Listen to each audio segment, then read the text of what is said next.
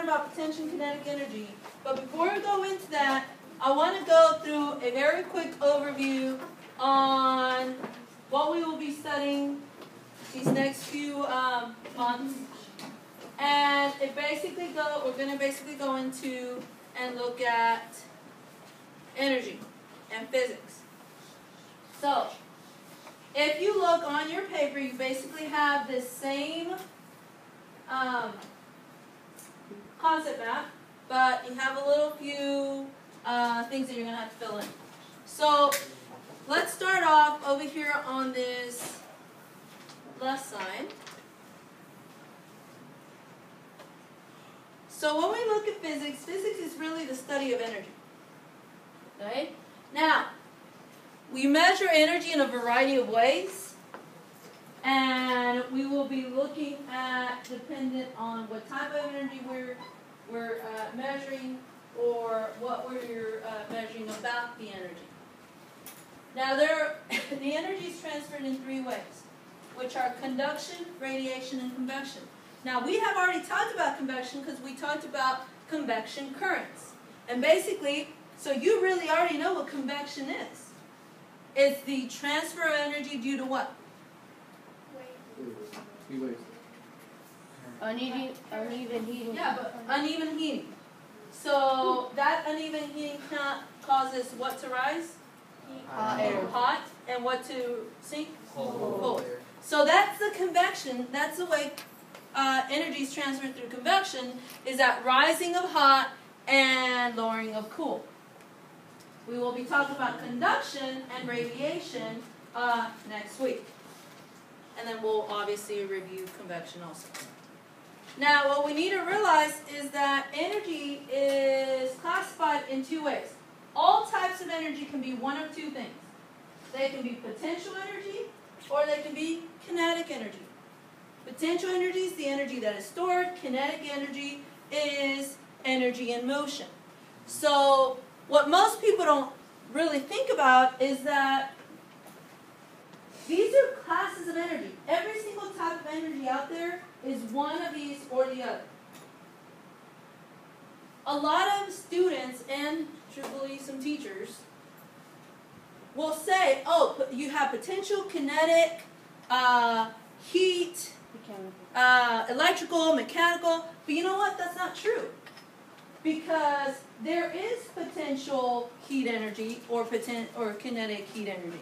So, potential and kinetic energy are classes. Now, within those two classes, then you have all the different types of energies that can later be transformed from one to the other. Okay? So, one of the things that we're going to look at today in a little bit is we're going to look specifically at these two, and then next week we'll look at all the other ones and how they could be one or the other at a different moment in time.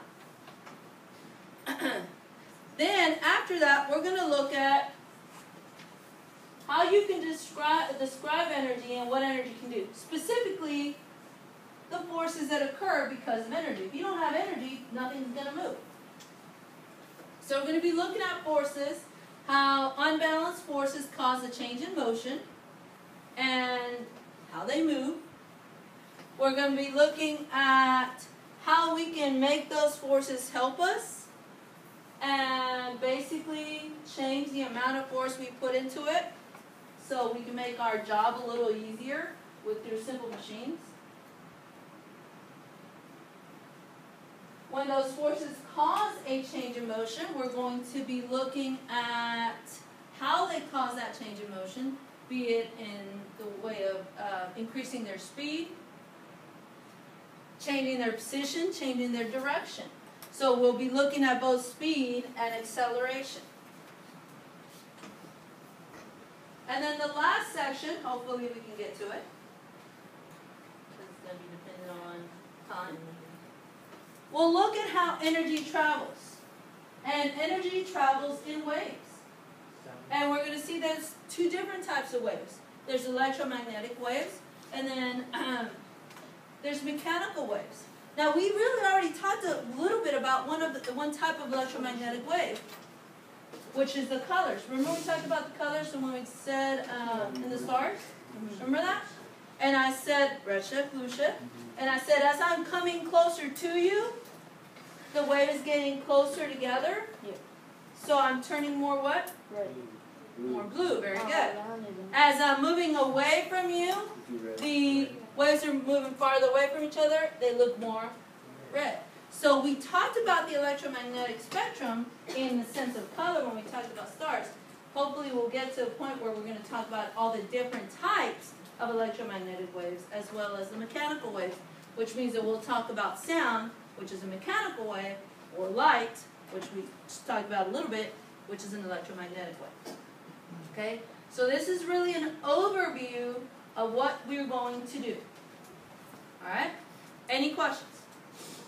Alright, in your notebook, this will be put in page, let me remember.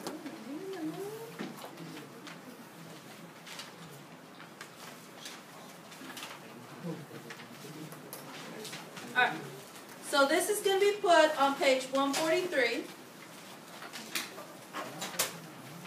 We're going to tape it on page 143.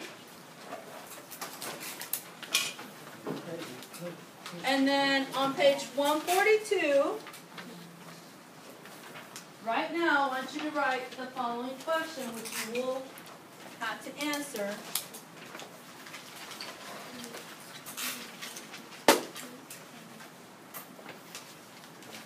So on page 142, I want you to write, what do I remember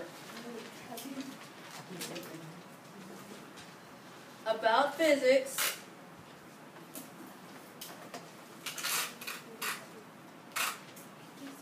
from the previous years? Now, I just gave you a quick overview of physics, which hopefully kind of jogged your memory about the things that you did study, be it last year or the year before, or even in elementary school. Okay? So, I want to have about a half a page of what you remember from physics. Okay? Now, I'm going to give you about 10 minutes to go through and write, and then 10 minutes we will move on to potential kinetic energy. And if you don't get it finished, you can finish it later.